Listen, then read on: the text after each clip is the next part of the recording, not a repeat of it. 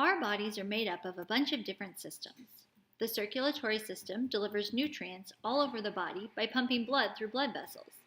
The muscular system is made up of all of the muscles in our bodies, so we can move and live. The nervous system is the system we are going to talk about today. The nervous system is the system in your body that collects information from the world around you and gives instructions on how to respond to that information. How does your nervous system do that? Let's start with how it collects information. You have 5 basic senses: sight, hearing, touch, taste, and smell. Information from these senses is collected by sensory neurons. So sensory neurons in your eyes collect sight information and send it to the brain. When the brain gets information from the sensory neurons, it processes the information and sends instructions to the body through motor neurons. For example, if the sensory neurons in your skin send the message that the environment is cold, your brain might give the instruction to put on a jacket. It will definitely give the instruction to shiver. So that's the basic way your nervous system works. Information goes into your brain and instructions come out. But what's happening inside your brain? Your brain is also filled with neurons. You have about 100 billion neurons in your brain. Each of these neurons can connect to up to 10,000 other neurons, so information is zooming around your brain all the time.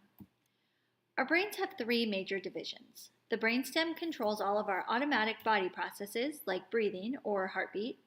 The cerebellum controls balance and movement, and the cerebrum controls thinking and problem solving. Deep inside the cerebrum is a 4th part of the brain, the limbic system. The limbic system is where our brains process memories and emotions. This is the part of the brain we are going to focus on today. Now, there are a bunch of different structures in the limbic system, and they all have important functions, but today we are only going to talk about one of them, the amygdala. The amygdala is like the security guard of the brain. It collects all of the sensory information from the sensory neurons and passes it on to the correct part of the brain.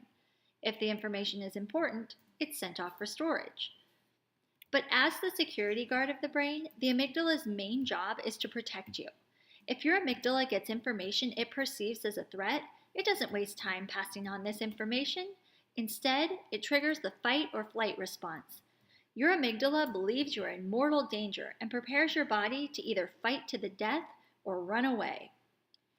To prepare your body for battle, the amygdala triggers the release of adrenaline and other hormones into your bloodstream. Adrenaline makes your heart beat faster and makes you breathe faster, so your muscles get as much oxygen as possible. More oxygen means stronger, quicker muscles. Adrenaline directs all of the energy in your body to facing a terrifying threat. As a side effect, you might feel a little shaky and your palms may start to sweat. This response was super helpful when saber-toothed tigers were roaming around. Our amygdala kept us alive through some pretty scary times. But here's the problem with the amygdala. How are you feeling right now? Is anyone's heart beating faster? Sweaty palms? Shaky? The problem with the amygdala is it can't tell the difference between a real threat and a picture. Your amygdala also can't tell the difference between an embarrassing situation and a life or death situation, so it flags potentially embarrassing sensory input as serious threats. This is why the amygdala can make our lives miserable when it is in control. The amygdala automatically turns on the fight or flight response, and all our bodies are prepared to do is either fight or run away. In 99% of your daily interactions, these are not the best choices. When our amygdalas are in control, we act without thinking. We might feel angry or frustrated or embarrassed. We're more likely to act violently by pushing, hitting, turning over chairs, or throwing something. We'll also use words to hurt the people around us. This is all in the name of survival for our amygdalas. The amygdala doesn't care about next month or next week or even tomorrow. All the amygdala cares about is surviving the next 30 seconds. And a lot of damage can be done in 30 seconds. Here's the good news. Eventually, your amygdala sends all important information to the cerebrum, specifically the prefrontal cortex, where your logical thinking happens. And when I say eventually, I mean within a second. Getting the information to the prefrontal cortex doesn't stop the fight or flight reaction. It's really hard to turn off the amygdala once it has taken control, but it can be done. Just understanding how the amygdala works is helpful. If you start to feel your heart beating faster or you feel a little shaky in your arms and legs, you know the amygdala has triggered the fight or flight response. Knowing that shifts control away from the amygdala and to the prefrontal cortex. The adrenaline released during the fight or flight response makes us breathe faster, so taking slow, deep breaths can help to turn it off. Breathing slowly also gives us time to process whatever information is making us feel threatened, so we can come up with a response that will make us feel safe and won't cause problems for us in the future. The amygdala will perceive a threat whenever we feel embarrassed or excluded. This makes school a scary place for it. Your amygdala is going to trigger the fight or flight response when faced with both academic and social challenges. What's even more difficult is that your amygdala will react not only to outside stimuli, but to your own thoughts. For example, if you're about to take a test and you think, I'm terrible at math, I can't do this, I'm going to fail this test, and everyone is going to laugh at me. Your amygdala will take that thought as a threat and will trigger the fight or flight response. No one told you you wouldn't do well on the test. No one was laughing at you, but you started your own fight or flight response. Once the fight or flight response starts, you aren't thinking anymore. So you're going to accept these thoughts as true, even though you made them up yourself. Here's how we change it. Anytime you have an unhelpful thought, such as, I can't do this, you are going to replace it with a helpful, powerful thought like, I can do this. You can even follow up that first powerful thought with examples, because your brain loves examples. So you would think, I can do this. I learned how to walk. I learned how to speak. I learned how to ride a bike. I learned how to floss. At this point, you should be feeling pretty powerful. That's why we call them powerful thoughts. These powerful thoughts prepare your brain for an exciting challenge instead of alerting the amygdala to a threat and starting the downward spiral of the fight or flight response. It isn't that the fight or flight response is bad. It will keep you alive when you're faced with an actual threat. The problem is your amygdala is really bad at determining actual threats. Our own negative thoughts are added to the mix, and we end up making destructive choices out of fear.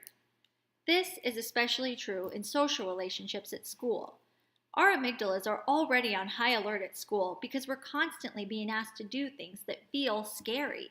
Learning is scary because when we try something new, we run the risk of making a mistake and getting embarrassed. Our amygdalas hate being embarrassed. So, our amygdalas are already preparing for trouble. And then we see some kids whispering and looking at us. We immediately think they are talking about us. Are they? Maybe, maybe not. But we think they are. And that thought is enough to trigger the amygdala. We go into fight or flight mode. Now, how you react depends on your personality and past experiences. You might run away and feel miserable on your own. You might walk up and confront the kids. What most people do is fight back without the confrontation. You find a friend and tell them all the meanest things you can think of about the kids that were talking about you.